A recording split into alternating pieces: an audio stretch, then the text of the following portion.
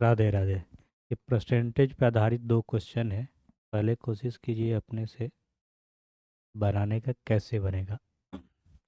अरे यदि एक्स का 33 सही 1/3% 11 हो तो एक्स का मान क्या होगा।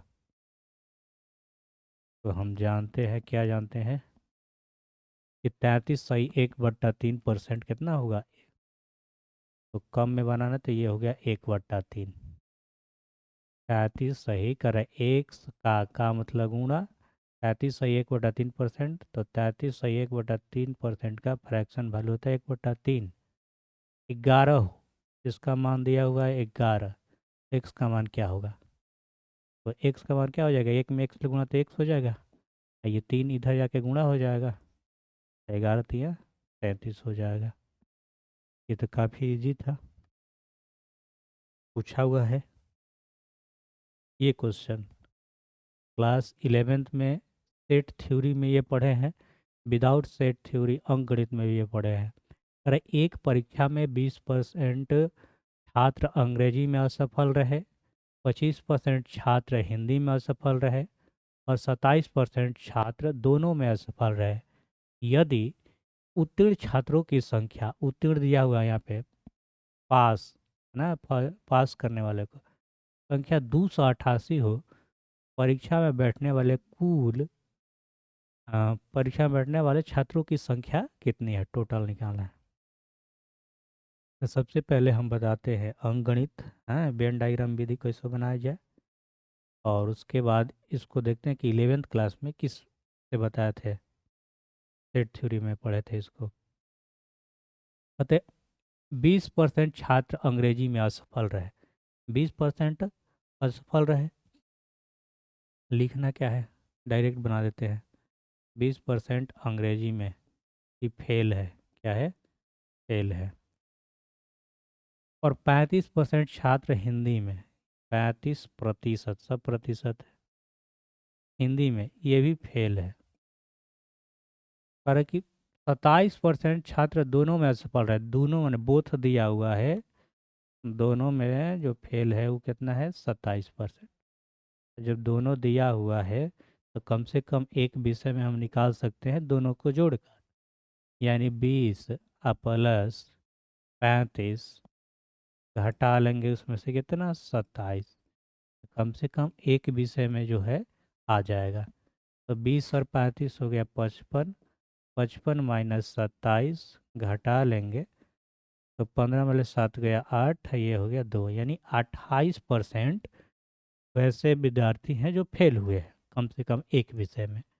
तो जब 28% फेल हुए, तो पास निकालने के लिए कोई भी चीज़ 100% होता है, तो 100 में से के घटा लेंगे 28, 100 में से 28 घटाएंगे तो कितना आ जाएगा, 28×2 = 30, तो यानी 72%। 72% कितना है, पास है। इस 72% का मान दिया हुआ है 288। तो परीक्षा में बैठने वाले कुल छात्रों की संख्या आप निकाल सकते हैं।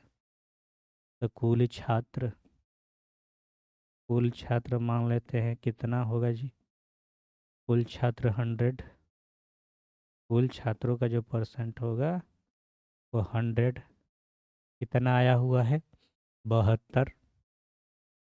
टोटल लोग है 288 दिया हुआ है, इसको कटा लेंगे आंसर आ जाएगा। एक ये विधि हुआ, हटाते हैं। तो 72 चौके कट जाएगा, ये 288। तो ये 100 में 4 लगुणा करेंगे तो 400 आ जाएगा।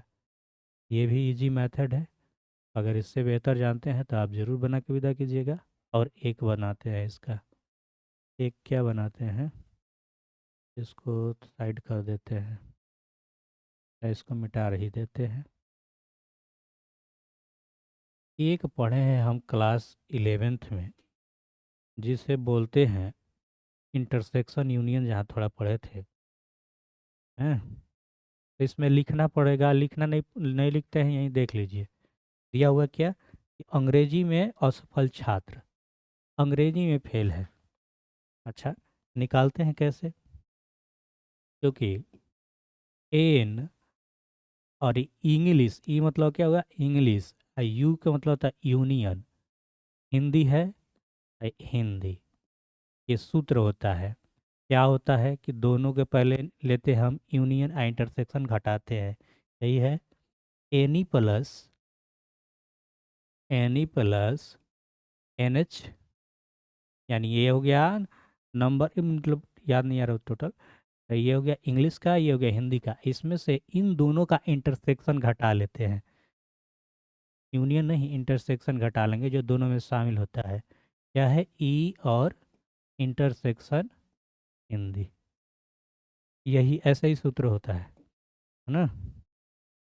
तो अब इसका मतलब हुआ कि एन ई कितना है इंग्लिश, तो वो लिख लेंगे, जैसे उसमें डायरेक्ट बना रहे थे वही बात ही है, ये हो गया 20%, अब प्लस हिंदी कितना है 35%, अब माइनस दोनों मिला कितना है 27%, तो वही आया था, ये जोड़ेंगे तो आ जाएगा 55, अब 55 में से 27 घटा लेंगे तो आ जाएगा कितना 28%, तो 28% ये हो गया क्या, जो कुल असफल छात्र है ये फेल वाला है, सब फेल है, तो पास निकाल लीजिएगा, पास कितना होगा 100 में से घटा लेंगे, 100 में से अगर 28 घटाते हैं तो 72, ये पास हो गया, और ये पास की संख्या दिया हुआ है 288, तो आप टोटल फिर वैसे ही निकाल लेंगे कि कुल छात्रों की संख्या मान लीजिए 100, इसमें पास हो गया 72 गो, टोटल दिया है 288, हटा लेंगे 4 में